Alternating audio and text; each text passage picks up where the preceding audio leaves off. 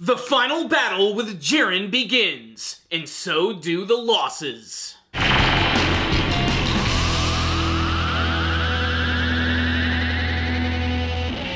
Here's your spoiler warning, here we go. This week's episode, the final battle with the strongest warrior from Universe 11.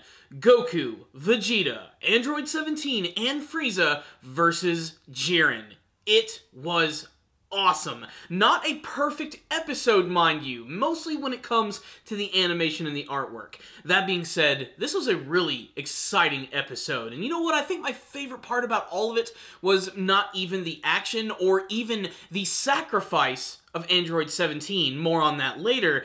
It's that we finally get the backstory for Jiren, and it's as cliche and by the numbers as you could get, but just finally having it actually makes me care about the character tremendously. The actual backstory of Jiren is very simple. We actually do get a flashback sequence where we get this cute little kid version of Jiren, and we get to see that his village and family were completely decimated by an unknown evildoer, and he swore to get vengeance for the death of his family, and he was trained by some ancient martial arts master. He gained a lot of followers, and the evildoers came back, and they ended up losing. And Jiren ended up holding a grudge, realizing that his attachments to people, in terms of being friends with them, or even starting an actual relationship with them, is just not going to work if he wants to become incredibly powerful. So he cut ties with everything, including all attachments, and that leads us to the Jiren that we see now. I still want more. I still want to know what type of training this guy went through to attain this type of power, which is just seemingly indestructible in every way.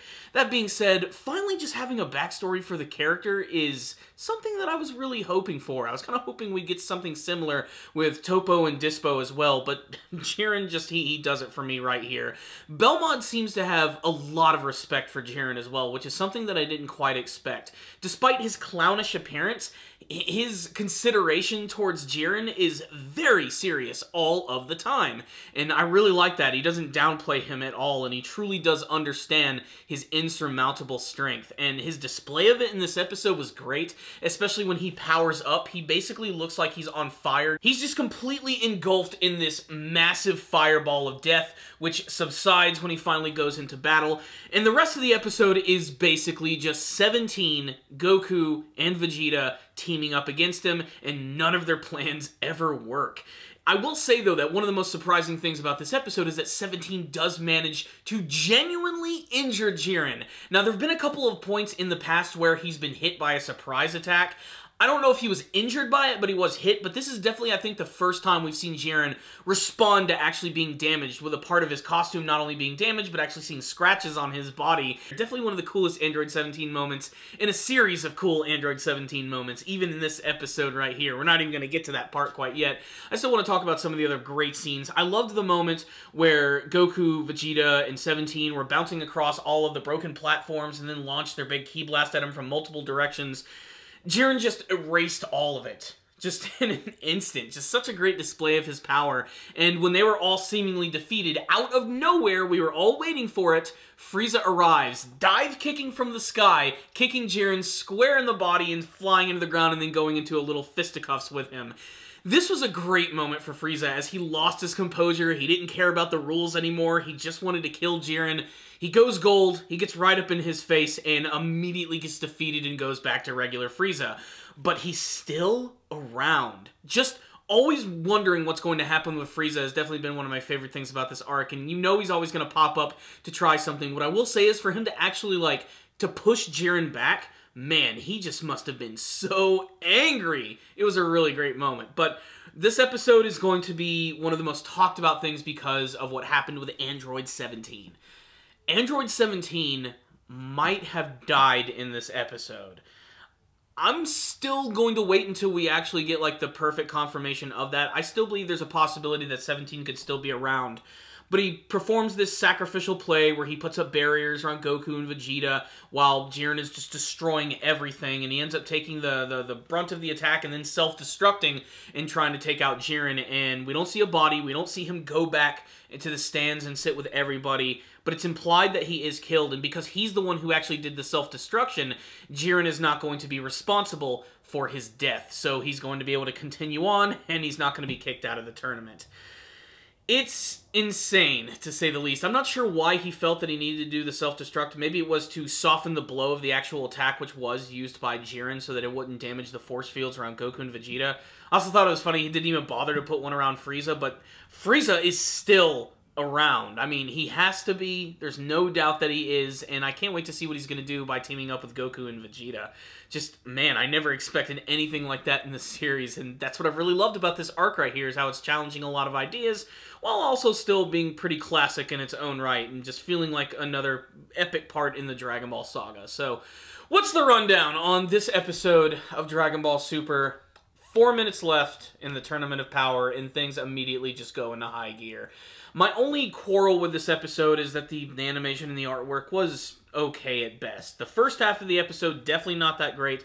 The second half of the episode looks significantly better, but still nothing perfect here. Still, there were a lot of really great moments in this episode and a lot of imagery that I just love. 17 was really the star of this episode, as he had so many great moments, whether it be the attack on Jiren where he actually injured him, or deflecting all of his attacks with just like these mirrored walls, these green force fields, and watching Jiren blast through all of them. Just a lot of really great stuff from 17 in this episode, and that sacrificial moment was really great. I especially loved a little bit of dialogue where he said doing this makes him feel really human. It was a really great moment for his character, and he's gotten a tremendous amount of development in this arc, which is fantastic, as before he was just one of the random one-off villains who got defeated and we never really saw him again. I mean, yeah, he did have an arc in Dragon Ball DT, but we're not going to talk about that at all. This could be very well the definitive end of Android 17, although he could probably just be wished back with the Dragon Balls as well. Everyone from the Tournament of Power could be wished back with these Super Dragon Balls. That's almost certainly what's going to happen with, Universe 7. But Jiren's wish, that's the most interesting thing, as they do delve into his reasons for wanting to gain so much strength, and of course to win and get these Super Dragon Balls. And my personal theory is that he's doing it to either get his family back or everyone that's ever been killed by this evildoer in the past. It shows that, as Android 17 says, he's surprisingly human for being a gray alien. I also love how Android 17 sort of uses this to dig at him as well, saying that he basically used his power to use all these other people to get where he is now, just to get to the Super Dragon Balls, which makes him not so much of a noble hero, but again, Jiren just seems to just not even care about that and just continues his assault of extreme destruction in this awesome episode of Dragon Ball Super. It wasn't perfect, but it was awesome, and it featured a major sacrifice of a character, but like I said, I don't think he's going to be fully defeated. I have a feeling he's just hiding, and maybe he's going to come back and do something really awesome. While I was watching this episode with a friend, we were just coming up with some crazy theories, and my friend mentioned, wouldn't it be really cool if like Goku fused with Android 17? And that would be really cool, because then he might have access to his unlimited energy, combine that with Ultra Instinct, and that could be really fun. I'm not sure if the characters can actually fuse, and I'm surprised they don't do more fusions more often.